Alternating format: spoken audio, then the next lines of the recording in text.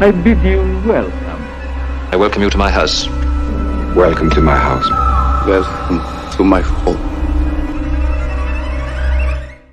Hello Horror Hounds, welcome to my horror house. Last week we looked at Beyond the Door, the unashamed Exorcist ripoff from a video Asinitis, and whilst it was disappointing, I thought it would be a great excuse to finally dig out this old one DVD, two films thing I picked up at for probably 50p from a charity shop years ago. I knew somewhere I had Beyond the Door too, so I thought, right, now's the time to dig in and check it out. Only to discover, oh my god, Daria Nicolodi's starring in this film, and do a little bit of online digging into the film and find out that it was originally called Shock, and it was Mario Bava's last film. So, a Mario Bava film starring Daria Nicolodi. I call that a result. My interest instantly leapt from, let's get this done, to, I'm really intrigued to see this now. I know it's not a sequel to Beyond the Door. I know, as the Italians love to do, it got renamed Beyond the Door 2 and packaged that way to America to try and ride on the coattails of a previously popular movie. The Italians love to do that all the time, and I love them for it. It is effectively a haunted house possession type movie. We meet Dora, who is Daria Nicolodi, and her son and her new husband as they move back into a property that she lived in previously with her first husband, who killed himself shortly before her son was born. Her new husband is an airline pilot and is away a lot, and we learn that it was he who persuaded her not to sell the property because he says it's so close to the airport, it's very convenient for my job. He's also conveniently away a lot, so when things start going weird, and we learn that Dora had spent some time in an asylum and had received electroshock therapy, we start to wonder whether that mental state is coming back, whether repressed memories are coming back, or whether there really is the spirit of her dead first husband possessing their little boy in an attempt for some sort of revenge beyond the grave. The film starts with the family moving in, and there's some suitably Italian squelchy synth music going on, and the boy starts to wander around and finds a typically Italian horror cinema basement to the house, and the vibe of it, especially with the annoying kid and especially with the cobwebby basement, feels a lot like Lucio Fulci's House by the Cemetery. I think it's fair to say that Shock, Beyond the Door 2, goes a more cerebral route than Fulci's House by the Cemetery goes. The film walks a really fine tightrope between, is this something psychological going on, or is this something supernatural going on? Is the kid traumatized, or is the kid possessed? And in that way, it shares a sort of heritage with Henry James's The Turn of the Screw and The Innocents, a film made out of that novel. I guess throwing forward, you've got the annoying kids sub-genre of the Babadook, which I happen to love as well. I'm not bothered by so-called annoying kids in movies when the kids are supposed to be fraying the nerves of another character. That's the point of them. That's the character doing its job. But this kid starts to go really off the rails into some icky territory that you would never see in The Innocents or in the Babadook, only in Italian genre cinema. If indeed he is being possessed by the spirit of his mother's first husband, there's, I was going to say an undertow. It's not really an undertow of incest going on. It's there. It's a little icky. It's not full blown, but there are moments when the kid seems to be taken over by this spirit. I can't tell whether the kid is a really bad actor or whether the bad acting makes the performance even more slightly off and work in a weird way. There's a scene where they're playing in the garden and he pins his mum down and then won't let her up. And it goes on for just a bit too long. And Hannah and I said to Hannah, is he trying to dry hump her? I mean, it's really icky. The kid steals some panties from his mother's drawer, and then she finds them in his bedroom later on in the film, all ripped to shreds.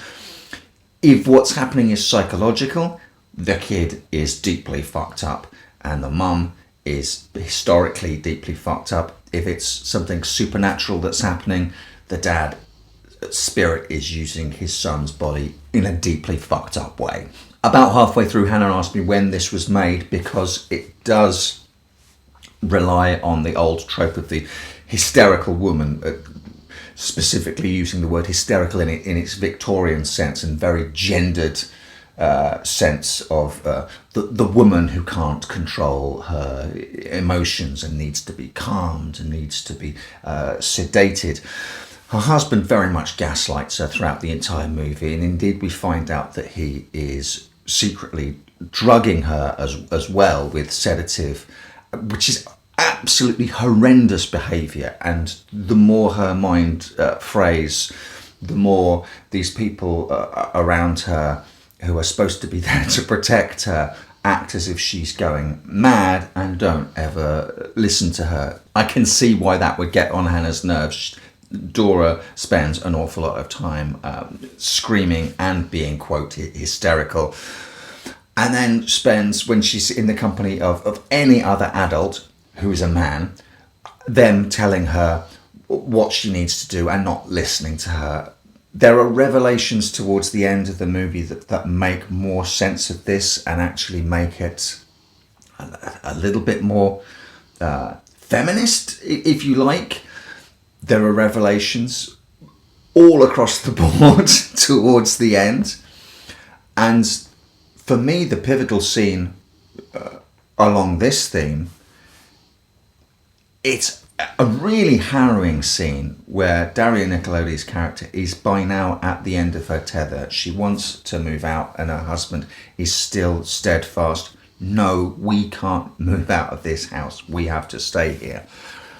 And no one's listening to her, and she breaks down and starts sobbing and just says please over and over again. I think she must say it about 9 or 10 times. Please, please, please, please.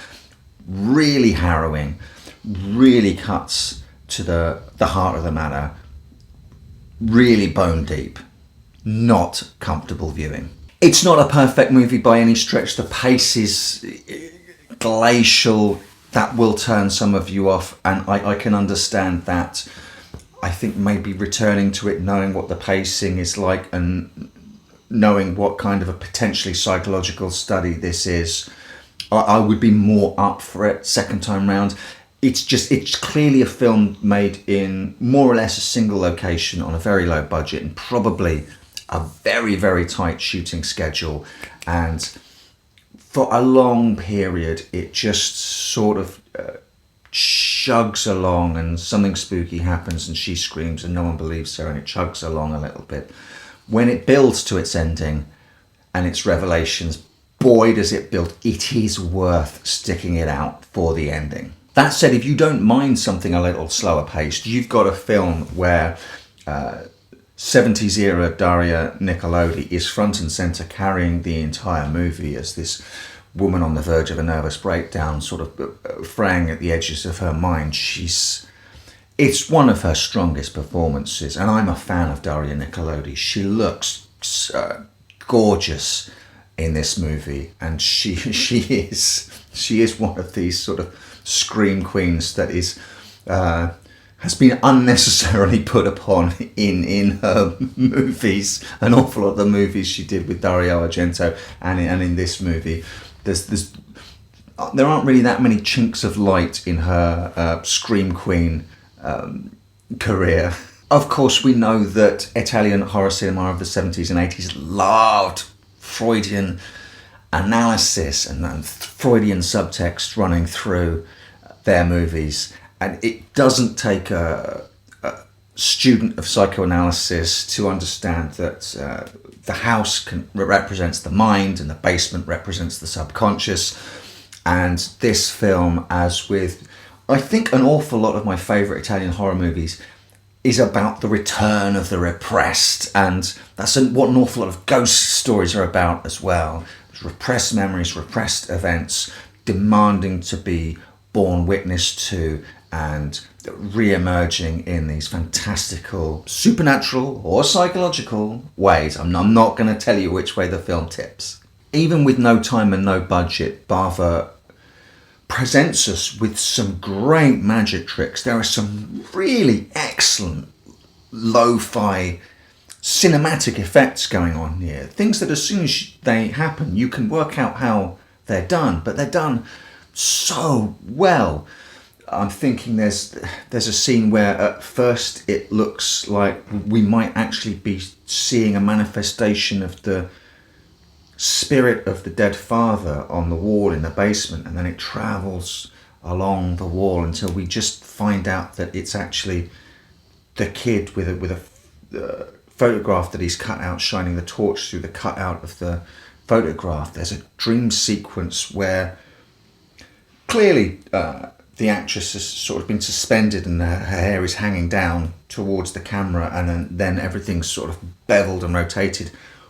What we actually see, though, is her lying on her bed and her hair comes alive almost like Medusa in this very strange. It starts moving around her face like this. Very lo-fi, amazingly effective. A real great shock towards the end where she's standing in a hallway and her son runs towards her, and there's a little bit of a bait and switch, and you can tell exactly how it's done, but it's so unexpected. It's excellent stage magic, illusion. Mario Bava, even at the end of his career in his final movie, with no money and no time, still has a sense of flair and stagecraft and showmanship. I am now a big fan of Shock, Beyond the Door 2. It is superior to the film that in title only precedes it in every way, with resources considerably less than the makers of Beyond the Door had.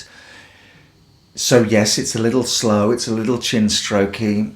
It's like all the Italian horror cinema that I adore, plays its cards really close to its chest, and you have to wait until the very end before it reveals its hand and shows you what you've been watching. The revelations, sometimes in that genre of cinema, aren't worth it. Sometimes they're faintly ridiculous. In Shock, everything plays out perfectly. All the pieces fit very nicely together and really resolve in a very satisfying, very shocking way. I think maybe the reason I like the end so much is because of the slow build up towards it.